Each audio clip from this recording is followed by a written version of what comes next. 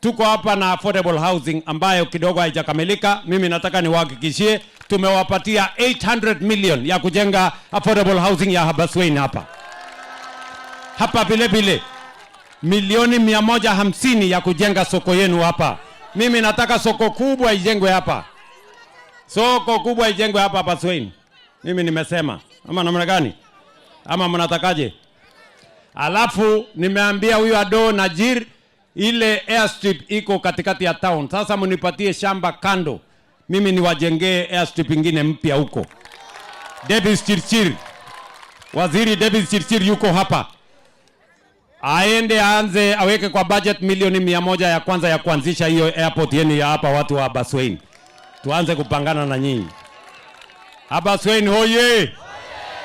Mnasema tuendelee ama tuendelee? Mimi nimekuja hapa, niko hapa leo. Niko hapa kesho. Niko hapa kesho kutwa. Anzeni kunizoea kwa sababu mimi